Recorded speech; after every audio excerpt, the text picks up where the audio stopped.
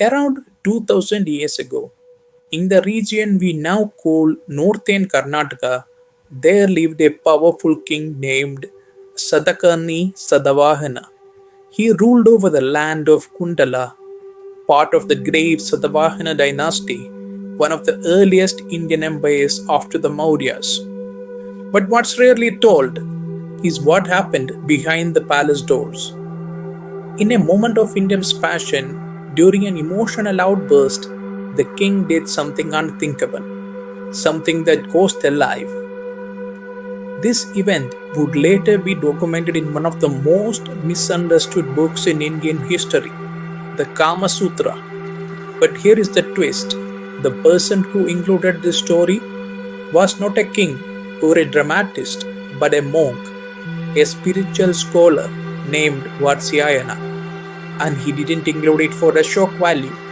He had a very specific reason, a warning for generations to come. Vatsyayana was a quiet scholar, a religious student living in Benares, modern day Varanasi. At the end of his book, he writes, "This treatise was composed while leading the life of a religious student wholly engaged in contemplation of the deity."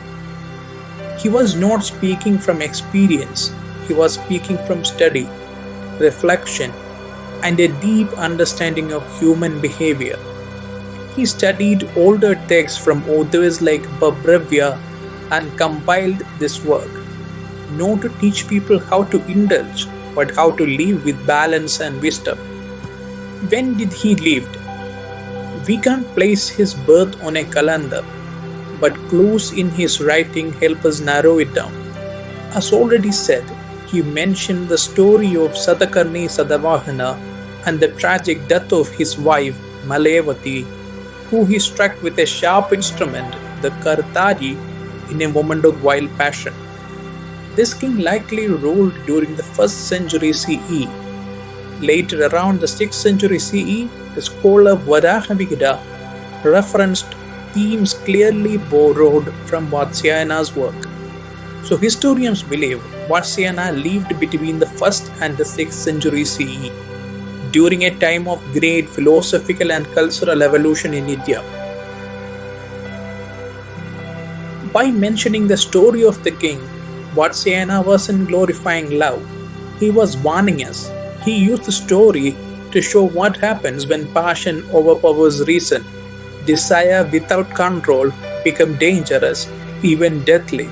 He wrote in his book, "This work is not just for satisfying desire. A wise person keeps dharma, artha, and kama in balance and never becomes a slave to their senses." It was not a manual for indulgence, it was a reminder of self mastery. Over time, especially during colonial translation, the Kama Sutra was reduced to a sex manual. Its philosophical depth, social insight, and spiritual balance forgotten. But Vatsyayana's real message still holds true today. Desire is part of life, but it must be guided by values, purpose, and restraint. He was a monk who studied love not to promote it, but to understand and tame it. What surprised you most about Vatsyayana's life or the truth behind the Kama Sutra? Drop your thoughts in the comment. And if you want more stories like this, subscribe my channel.